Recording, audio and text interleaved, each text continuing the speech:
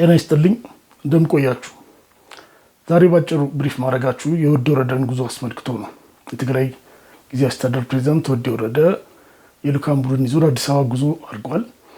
ይህ ጉዞ እንግዲህ የተለየ የሚያደርገው ከዚህ በፊትም ያው አዲስ አበባ ተጉዞ ስለሚያውቅ የተለየ የሚያደርገው ያው መሄዱ አስቀድሞ መዘገቡ ራሱ ኦፊሻል ማድረጉ ከመሄዱ በፊትም የነበሩት ኢቨንቶች ይዞ የሚሄድባቸው ጉዳዮች መታወቃቸው አሁን ካለው የፌዴራል የበጀት ድጎማ የሚባለው ወይም ደግሞ የትግራይ የፌዴራል ባጀት ድርሻ በከፊል ከመታገዱ ጋር የተያያዙ ጉዳዮች እንደዚህ የሚሳሰሉ ጉዳዮች መኖራቸውና ኃይል ፐብሊሳይዝ መደረጉ ነው አቴንሽን ሊሰጠው ማለት በተለይ እንዲታይ ያደረገው።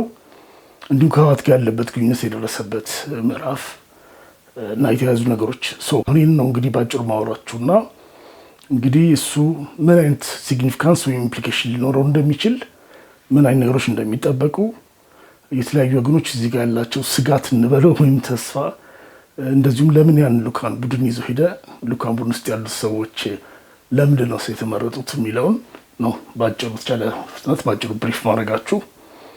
የአሁኑ ጉዞ ለምን ለየው? ያው በይፋ ነው የተናገረው። ፕሬዚዳንት ፔጁ ላይ አናውንስ አድርጎታል። በእርግጥ ያለ ማድረግ የሚያስገድደውም ሁኔታም ነበር። የዛሬ 10 ቀን አካባቢ ከተማ ውስጥ በታጣቂዎች ነውጥ የተነሳ ጊዜ ወደ አዲስ አበባ ሄዷል ወስተርፍ እያሉ ያስወሩበት ስለነበረ ያን ጊዜም እንዳልሄደ ያው አሳይቷል በፐብሊክ ኢቨንት ላይ በመገኘት።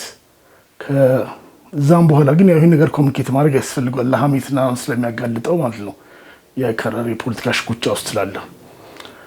ከዛ ይላል ልኡካን ቡድን መያዙ ለየት ያደርገዋል። ሌላም ጊዜ የሆነ ሰው አብሮ ሳይኖርም ማለት ሳይሆን ያሁን ግን 2-3 የካቢኔ አባላትን ነው ይዞ የተጓዘው። የሚጓዝባቸውም አጀንዳዎች እንደዚሁ በደምሳሳው ይታወቃሉ። ከህወሓት ጋር ተፋጦ መሆኑ ነው ብያለሁ። እንግዲህ ከህወሓት ጋር ያለው ከዚህ በፊት በየጊዜው ብሪፍ ስላደረኳችሁ ያው በቀጣይም ስለማድረጋችሁ አሁን ብዙ ማውራት እዛ ላይ አያስፈልግም። ዞሮ እሱን እጁን ይዘው የመምራት የነበረ ሀሳባቸውን በመጀመሪያው 2 ወይም 3 ወር በኋላ አባንድን አድርገውታል። ከሐምሌ አካባቢ ጀምሮ አይ ቲንክ የወዲ ወረደና የህወሓት ጽሕፈት ቤት አዲስ የውጥረት ምዕራፍ የሚል ብሪፍ የሰራውበት ጊዜ ማለት ነው ሐምሌ ላይ ነው የሚሆነው። ከዛ ጊዜ ጀምሮ የእጅ ጥምዘዛ እንትን ውስጥ ነው የገቡት። ለዛም ማለት ኮማንድ ፖስት በኩል ጉዳዮችን በማስወሰን ህዝባዊ ኮንፈረንስ በማዘጋጀት ወዘተርፈ ከፍተኛ ጫና ለመፍጠርና እጁን ጠምዘው ነገሮችን ለማስደረግ ይሞክሩበት ጊዜ ማለት ግልጽ የሆነ እንትን ውስጥ የገቡበት ጊዜ ነው የነበረው። ከዛ ከሐምሌ ጀምሮ እንግዲህ እስካለፈው ወር ድረስ ያለው ካለፈው ወር ጀምሮ እስከ ዛሬ 10 ቀን ባለው ጊዜ ያው ከአንድም 2 ጊዜ ወታደሮች መጥተው ግርግር ሲነሳ እዛ ውስጥ የህወሓት ጽሕፈት ቤት እጅ እንዳለበት እና ያው ከእነሱ ጋር ግንኙነት ያላቸው አዛዦች እንዳለበት ግልጽ ስለሆነ እሱ ድረስ ያለውን እጅ ጠምዛ ምዕራፍ ብለህ ነው።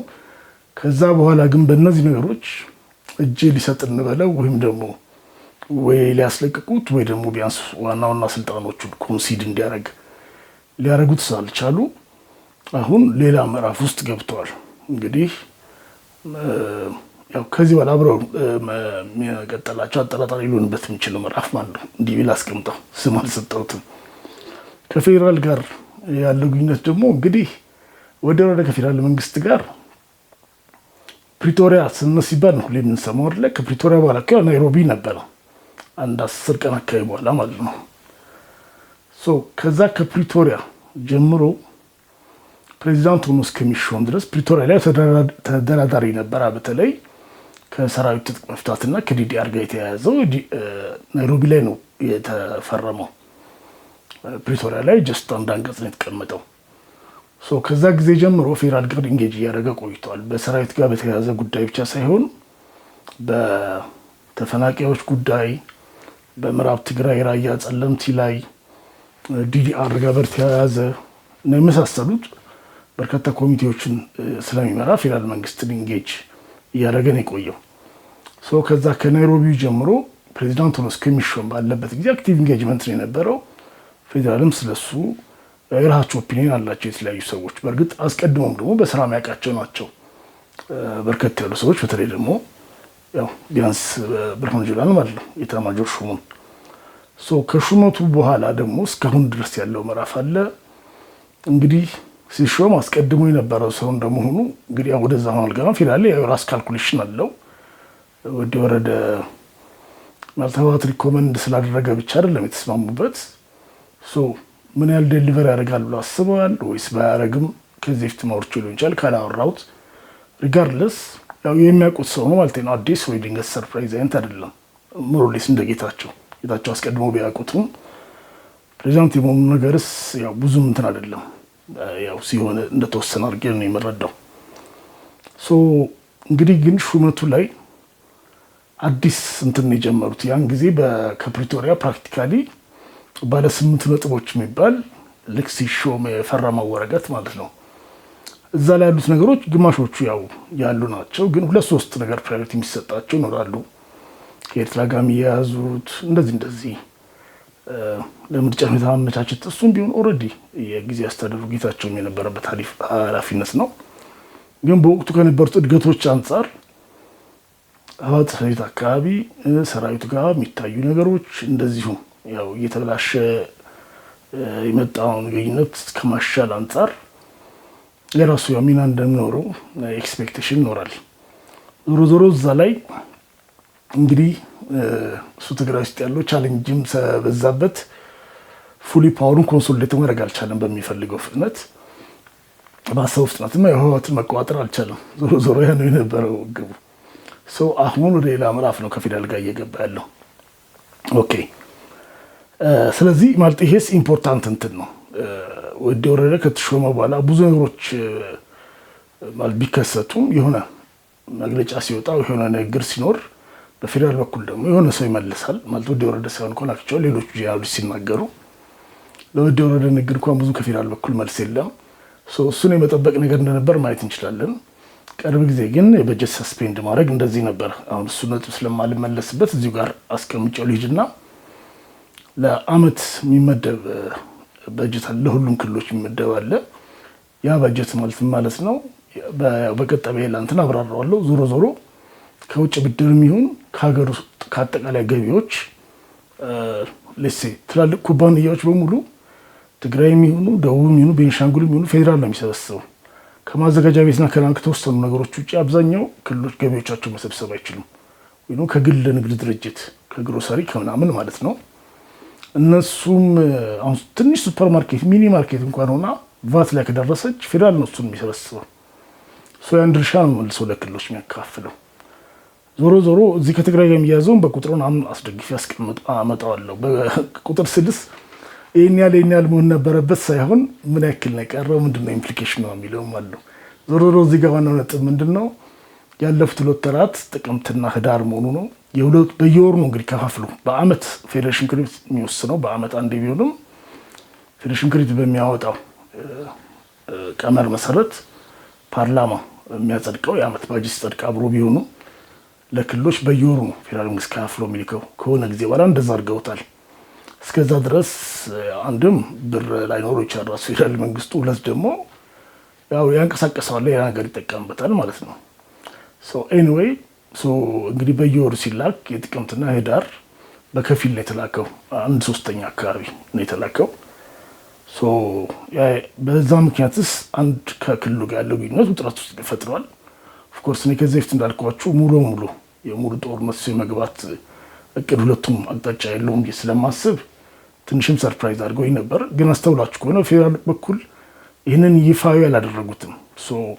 ሲፈልጉ ዊዝድሮ ሊያደርጉት ይችላሉ ማለት ነው።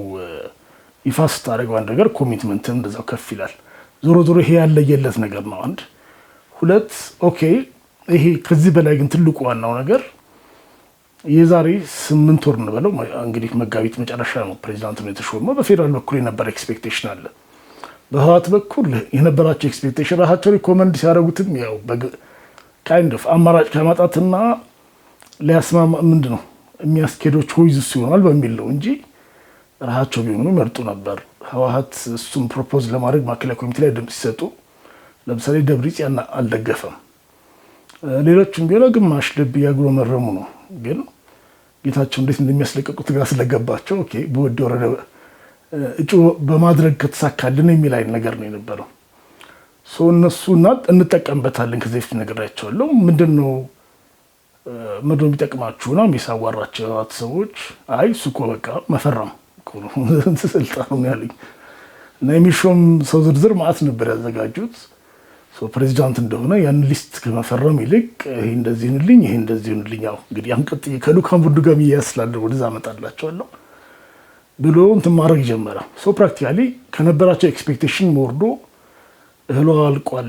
ህወሓት ጋር እንዴት ነው የሚቀይሩት ነው ግራ ገባቸው ልበል። ምክንያቱም እስካሁን የሚፈልጉት እንዲያዙት ነው። ፌዴራል ጋርም ቀጥታ ግንኙነት ስለሌላቸው ወደ ሙሉ ግጭት ካልገቡ ዜን እሱን እጁን ጠምዞ ተቋጥሮ የሚፈልጉትን ማድረግ ነው የሚሻላቸው። እሱ ሪሙቭ ካረክ ዜን መተካቱ ላይ ያው ጋፕ ሊፈጠር ነው። ቲፒኤልኤፍ እና ፌዴራል መንግስት ካለፈው መጋቢት በኋላ ኮሚኒኬሽን የላቸውም። ያ እንትን አላቸው፣ ግን ዞሮ ዞሮ ኤክስፔክቴሽናቸው ወርደዋል። እንዲያውም ውስጥ ሊቋጠርን እየሞከረ ነው። ማዕከላዊ ኮሚቴ ውስጥ አለም ገብረዋህድ ጋር ባለው ግንኙነት ማለት ነው። አለም ገብረዋህድ ደግሞ እዛ ውስጥ ኃይል እያሰባሰበ ነው ያለው። ኦኬ ፌዴራል መንግስትም ዋቴቨር ዛት ሜይ ቢ የራሳቸው ኤክስፔክቴሽን ነበራቸው ሲሾም ጀምሮ፣ ግን ምንም በቃ ሊቋጠረው አልቻለም። ቲፒኤልኤፍም እየተቋጠረ አይደለም፣ ሰራዊቱም እየተቋጠረ አይደለም ብለው እነሱም የራሳቸው እንግዲህ ያው በውስጥ የሚባባሉትን ባናቅም ግን ፐብሊክሊ እንትን እንዳረጉ ማለት ያ የነበራቸው ኤክስፔክቴሽን ቢያንስ ሚት አላደረግም በሚል ላስቀምጠው። ዲስ ታይም አሁን ወይ ያን ኮንትራት ልበለው ወይ ደግሞ ሪኒው የሚያደርግበት ነው፣ ወይ ደግሞ እንግዲህ ያን ሪኒው ካላደረገ ደግሞ እንግዲህ ፌዴራል ጋር ግንኙነት የሚበላሽበት ነው። አሁን እንግዲህ ወደ ሰዎቹ ልምጣና እንትን አደርግላቸዋለሁ። ይዟቸው የመጣው ሰዎች ምን ያመለክታሉ? እንግዲህ አንደኛ አማኑኤል አሰፋ ነው፣ የህወሓት ሊቀመንበር ነው፣ የጊዜያዊ መንግስቱም ምክትል ፕሬዚዳንት ነው። ህወሓትን ወክሎ እንደመጣ የሚባለውን ህወሓትን ወክሎ የሚባለውን ሊሰማ እንደሆነ መውሰድ ይቻላል። ሌላኛው ተክላይ ነው፣ ተክላይ ገብረመድህን። ተክላይ ገብረመድህን የሰሜን ምዕራብ ዞን አስተዳዳሪ ነበረ። ጌታቸው ካገዳቸው ውስጥ አንዱ ነው። ባይደወይ እሱም ብቻ ሳይሆን አማኑኤል ማግደውታል። ግን መጀመሪያ አካባቢ ያገዳቸው ከመልቀቁስ 1 ዓመት ተኩል ነው። ኦልሞስት 1 ዓመት አካባቢ 1 ዓመት ተኩል አካባቢ ከሌላ ከማተም ነጥቃውን አሁን ጋር የተያዘ ሳይሆን ያ በትክክል አይታዘዙኝም፣ ያ ችግር ይፈጥሩብኛል ነው ዞሮ ዞሮ። ግን አማኑኤልን ተክላይን ማገዳቸው ነው በሚገርመው። ተክላይ ጋር ለማንኛውም ወደ ወረደ ከተሾመ በኋላ አሳለፉን ከዓለም ጋር ነው ያደረገው። እኔ እንግዲህ እስከማውቀው ድረስ የተፈጠረ ነገር ከሌለ አሁን የውሃ ሀብት ቢሮ ኃላፊ ነው። ነገር ግን የውሃ ሀብት ቢሮ ኃላፊነቱን እንዲሾም ራሱ ያደረገው በዓለም ሪኮመንዴሽን ነው የሚባለው። ወደ ወረደ እሱን የሾመው እነ ሞንጀሩ ነው ያቀረቡት። ተወልደ የሚባል ሰው ነበረ፣ የውሃ ጽሕፈት ቤት ምክትል ኃላፊ ነበረ።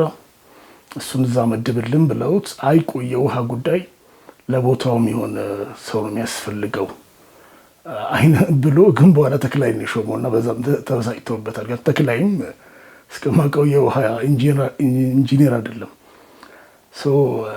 ተክላይ ፖለቲካ አሳለፍም አለው። ስለዚህ ዓለምን ራሱ ይዞ ከመሄድ ትንሽ ነው የሚለየው ማለት ነው። ስለዚህ የዓለም ተወካይ ነው እንበል። ስለዚህ ከህወሓት 2 ሰዎች እንደመጡ ነው የተለያዩ ሰዎች ሲሉም ሰማው። ግን ሁለቱ የተለያየ ፋክሽን ነው የሚወክሉት። ያው ዓለምን ራሱ ነው ሜቢ የሚያዝ የነበረበት። ግን እሱ አንደኛ ኦቪየስ ይሆናል፣ ሁለተኛ ደግሞ ያው ወንበር የሚጠብቅም ያስፈልጋል ለማንኛውም። ግን ስለ ተክላይ ተጨማሪ ነገር እንትን ልበላችሁ። ወደ ወረደ የዛሬ 10 ቀን አካባቢ እንግዲህ ቀኑ መቼ ነው የሚሆነው? ሐሙስ ነው፣ ሮብ ሐሙስ መሰለኝ የሚሆነው። ከተማ ነውጥ የተፈጠረ ጊዜ፣ የተረበሸ ጊዜ ወደ ወረደ አዲስ አበባ ሄደዋል ወይስ የት ነው ያለው ምናምን እየተባለ በሚነገርበት ጊዜ እሑድ ዕለት የሆነ የቴክኒክ ቡድን እያወያየ ነው የሚል ዜና ተለቆ ነበር ፕሬዚዳንት ፔጅ ላይ። ያን ጊዜ ማለት ብዙ ሰው አስተውሎታል። ኦኬ ያለ ፕሬዚዳንቱ ነው የተባለ ጊዜ ማለት ነው። ያን ጊዜ ከጎኑ አድርጎ የተገኘው ተክላይ ነው። የወተር ኤነርጂና የውሃ የኤነርጂና የምግብ ኔክሰስ ቴክኒካል ታስክ ፎርስ ቴክኒካል ግብረ ኃይል ውይይት እና ሪፖርት አዳመጠ ፕሬዚዳንቱ የሚል ሚቲንግ ማለት ነው።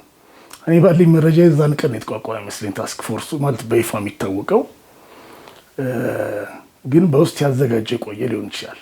ዝም ብሎ አንድ ተራ ቴክኒካል ስብሰባ ላይ የተገኘ ነው የሚመስለው። ስብሰባ ግን ትርጉሙ ቀላል አይደለም። ዞሮ ዞሮ ግን በዛ ቀን ከጎኑ እሱን አድርጎ መታየት ራሱ ያው ትርጉም አለው። እንግዲህ ተክላይ እነዚህ ነገሮች ላይ ከፌዴራል የሚመለከታቸው ሚኒስትሮች ጋር ራሱ ሊናገር ይችላል ማለት ነው። በአንድ በኩል ኢምፓወርም እያደረገው ነው፣ በሌላ በኩል ደግሞ ያው እነሱንም ባላንስ እያደረጋቸው ነው ያለው። አማኑኤል መተው አይችልም ምክትል ፕሬዚዳንት ስለሆነ። በሌላ መልኩ ከህወሓት ጋር የሚያያዝ ጉዳይም አለ።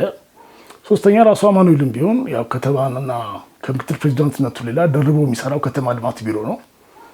ስለዚህ የኮሪደር ልማት አሳይመንት የያዘ ነገር ስራም ኖሮ እንደሚችል መገመት እንችላለን። ሶስተኛ ምህረት የፋይናንስ ቢሮ ኃላፊ ነች። እሷ የግድ አስፈላጊ ነች። ፌደራል መንግስትም ፋይናንስ ላይ ነው ብዙ ጥያቄ ያለኝ የሚለው። በእርግጥ ጥያቄዎቹን ፎርማሊ ጠይቋሉ ይናም እሱ ማለት ከአካሄድ ደረጃ እዛ ያው ብዙ ጥያቄ ያለኝ፣ ግን ዞሮ ዞሮ ለቀጣይም ቢሆን የሚነሱ ጥያቄዎች ሊኖሩ ይችላሉ። ያ ነው ሪሌቫንሳቸው ሶስቱም። እንግዲህ ይሄ ሲሆን አሁን ካለው ግንኙነት ጋር የሚኖረው ሪሌቫንስ ነው። በዚህ አናውንስ አድርጎ እንደዚህ አይነት ቲም ይዞ ሲጓዝ እንደዚህ አይነት ልኡካን ቡድን ማለት ነው እሱ ራሱን ክሬዲቢሊቲውን ወይ ደግሞ ተቀባይነቱን ወይም የማስደረግ ነገር የመከወን አቅሙን በአደባባይ አስይዞ ነው አክት እያደረገ ያለው። ስለዚህ ጥጋቸውን ይዞ ነው የሚጠብቁት። ፌል ካረገ ምንም ከዛ ላይ ብለን ነበረ ነው የሚሆነው። ምንም እንትን የለው። እንዲያውም ስጋታቸው ሰክሲድ እንዳያደርግ ነው። ስለዚህ ከዚህ አንጻር የራሱን ክሬዲቢሊቲ ራሱ አትስቴክ አስይዞ ነው። ሰክሲድ ካረገ እንግዲህ ያ ሰክሰሱ ራሱ በምን ይለካ ራሱ ችግር ነው። ግልጽ ፓራሜትር የለም። እሱ የጠቃቀሳቸው ነገሮች ስላሉ ሚዲያ ላይም እንደዚህ መጠበቅ የሆነ ነገር ይቻላል። ዞሮ ዞሮ ያው በአንድ ቀንም ላይሆን ይችላል እንግዲህ የሚታየው አውትፑቱ። ግን ያንን በሌላ በኩል ደግሞ እንግዲህ እነዚህ ለምሳሌ ከባጀት ጋር የተያዘ ምናምን ነገር ደግሞ ሪሊዝ ካስደረገ ምንድን ነው የሚሆነው? እሱ ቀጣይ ከፌዴራል ጋር ያለው ግንኙነትስ ማዕከል እሱ ይሆናል ማለት ነው። ስለዚህ እሱ የያዘውን አትረብሹት የሚባል ማለት እሱ ይሆናል። ካይንድ ኦፍ የእሱን ሌቨሬጅ ከፍ ያደርግለታል።